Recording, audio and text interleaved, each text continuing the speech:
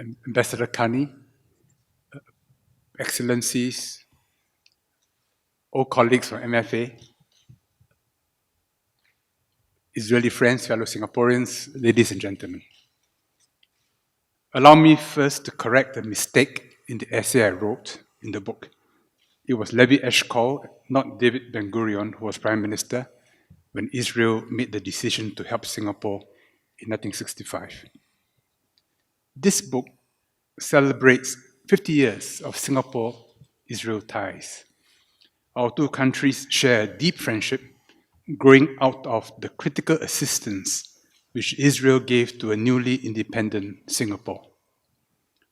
It is sustained not only by common strategic interests, but also by the sharing of a certain kindred spirit of having to survive under difficult odds. On the way back from Beijing last Friday, I chanced to read an opinion piece written by Roger Cohen on the front page of the International New York Times. It was titled, "Incitement in Israel That Killed Rabin." Cohen was moved to write the piece after watching a preview of a movie by Yaron Silberman about the assassination of Ishak Rabin in November 1995. Cohen declared he was not given to hypothetical speculations, but had one exception which haunts him still. It is, what if Yigal Amir, a fanatical religious nationalist Jew, had not assassinated Rabin? Cohen added, if only Rabin had lived, if only Israel had confronted the fanatical scourge in its midst before it was too late. If only Israel had understood earlier the poison of the occupation. By putting Cohen's piece on the front page, the International New York Times is jumping into a furious debate among Jews and Israelis about the future of Zionism and Israel. Rabin signed the Oslo Accord in September 1993 with great reluctance. Many of us who watched the event saw how he gritted his teeth when he shook hands with Yasser Arafat in Washington, D.C., knowing that the only alternative to a compromise, when both Israelis and Palestinians claim the same land, is, in Cohen's words, the moral corrosion involved in subjugating another people. The prospect of a two-state solution is steadily vanishing. Since the death of Rabin, Israeli society has progressively shifted to the right. Under pressure of a third general election within a year, PM Netanyahu is now pushing for the extension of Israeli sovereignty into the Jordan Valley. In President Trump, Netanyahu has a strong supporter. I and many long-standing Singapore friends of Israel are troubled by some of these trends in Israeli society. Singapore has always supported a two-state solution in the UN. Lee Kuan Yew only agreed to visit Israel in 1994 after Israel had signed the Oslo Accord. I sat in on the meeting when Rabin, during his visit to Singapore, invited Lee Kuan Yew to visit Israel. No one expected Lee Kuan Yew to say yes, because it was long-standing policy that he left Israel relations to Goh Keng Swee. Not only Rabin, but our MFA too was surprised when Lee Kuan Yew accepted the invitation. It was his first and last visit to Israel. Lee Kuan Yew understood the difficulty on both sides. When I was Minister for Trade and Industry, he asked me to suggest to the Palestinians that they should conduct a referendum on their side once a final deal was made in order to make it irreversible. Land claims are zero-sum and always politically sensitive. I remember a dinner with Sheikh Karadawi in Doha in 2004. He had been to Singapore before and counts some admirers among Muslim Singaporeans.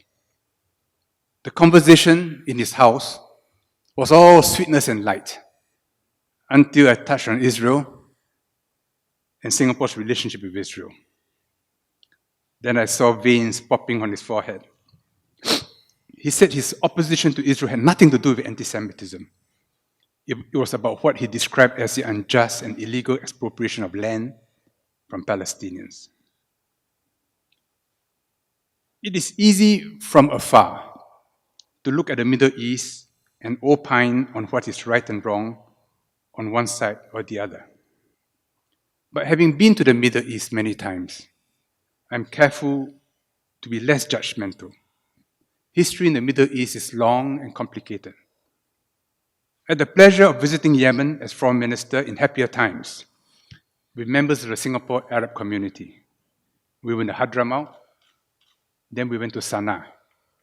In Sana'a, Foreign Minister Dr. Abu Bakr al-Kirbi showed me the old Jewish quarter, except that there were no more Jews living there. Rabin's assassin, Yigal Amir, is an Orthodox Mizrahi whose family came from the Yemen.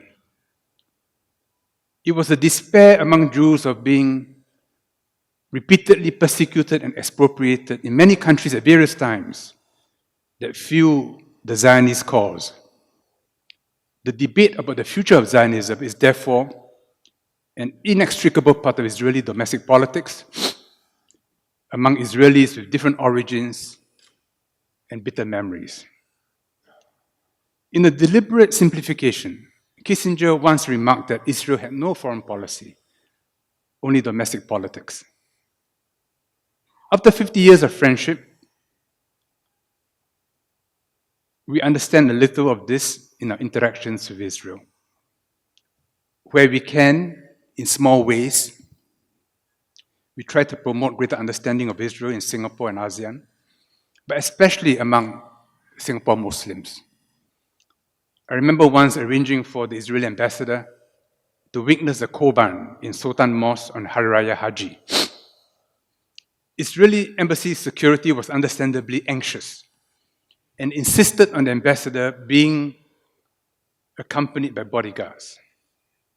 My Muslim friends took it all in stride, and after witnessing the animal sacrifice, which of course recalled Abraham's willingness to sacrifice his son in both the Arab and Jewish traditions, we had an excellent nasi biryani lunch. On another occasion, I arranged for the same ambassador to visit Madrasa Al-Junid, but this unfortunately was called off by the Israeli embassy at the last moment because Israel had just killed the Hamas leader in Gaza. A deep relationship takes time to develop and needs the nurturing of wise leaders. Until I read Peter Ho's essay, I did not know of Rabin's personal involvement in Israel's initial military assistance to Singapore.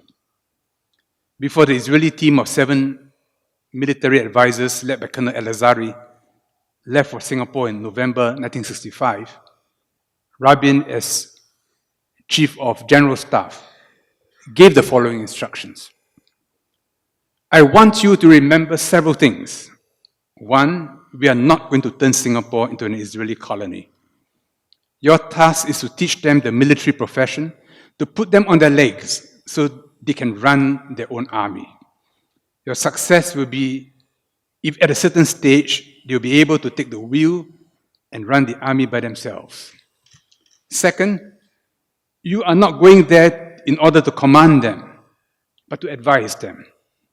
And third, you are not arms merchants. When you recommend items to procure, use the purest professional military judgment. I want total disregard of their decision as to whether to buy here or elsewhere. Ishaq Rabin. However, it took time for Israel to develop its own understanding of Singapore. As Defense Minister, Hao Yung-chong's bag carrier to Israel in 1980. I was then a captain. I remember him being quite upset about the explicit pressure put on him by Israeli defense sales to buy Israeli-made weapons. Minister Hao complained to the head of Mossad, Ishak Hoffi, who fed this upwards. Some of these details I can't forget. When IAF Commander David Avery, whom I treat as an uncle, sent me a personal advisor in 1981 as head of Air Force plans, he made sure that Colonel Yakov Gao was paid for by the Israeli Air Force and not by the RSAF. After Avery, the IAF commander was General Amos Lapidot, then General Avinu Ben-Nun. During General Ben-Nun's first visit to Singapore, he admitted in jest to me that his image before coming was of Singapore as a very backwards country with people living in trees. He meant it as a joke, and he intended it as a backhanded compliment to us in Singapore. And it was in that spirit that I took his compliment. We will always be a student to Israel in military affairs and should always be eager students. Our bilateral relationship now extends beyond defense to many other fields, and it has always been a fervent hope that Singapore can be a benefit to Israel, to whom we owe a deep, eternal debt of gratitude.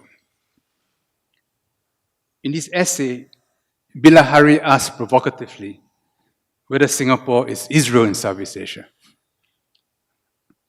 I was frankly quite alarmed when Charlene Bashevsky, with whom I worked on the launch of the US-Singapore Free Trade Agreement in the year 2000, wanted to compare Singapore to Israel. She had negotiated Jordan's FTA with the US, which involved Israeli QIZ, and asked me if we could accept the Jordanian template, which I said we were quite prepared to accept as a first basis for negotiations. So she had an understanding of the similar circumstances of Israel and Singapore and wanted to make that comparison. I said, we'd rather not, but of course you could compare Singapore to Israel to Singapore. With the rise of Asia, in particular the rise of China, it is natural that Israel should increasingly look east for opportunity. In 2005, I was given a great honor to address the American Jewish Committee annual gala dinner at Washington, D.C. There was a visiting IDF delegation at the time. So behind me, there was the Star-Spangled Banner, the Star of David, and our flag. It was a very boisterous evening, and I couldn't possibly be reading from a script. So I spoke about the almost insoluble problems in the Middle East, about how Israel was being looked at as a crusader state imposed upon the Arabs by the West, and how eventually they would extrude it from the Middle East. I related it to the long history of conflict between Islam and Christendom, and how if we look at the problems only within that frame, it would always be zero-sum and be without solution. But that if somehow we were able to widen that frame to a more distant past, when the Levant was connected through the Hejaz to the Hadramaut, to the Indian Ocean, to South Asia, Southeast Asia, and China, then different possibilities emerge. And the mind, instead of being preoccupied with negative thoughts, can turn in more positive directions. That was what I said that evening, although whether anyone heard what I said, I'm not so sure because it was such a boisterous evening and people were having a good time.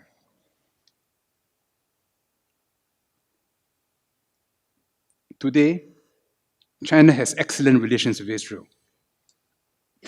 And according to a recent survey, a majority of young Israelis, over 60%, have a very favorable view of China.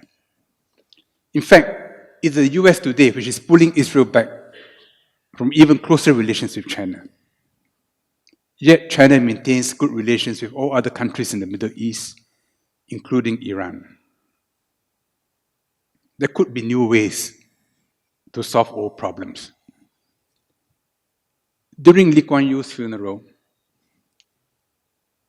President Nazarbayev instructed his Prime Minister Karim Massimov, who was in China at the time, to represent Kazakhstan at the funeral. I gave him dinner the night before, and we were talking about the Middle East.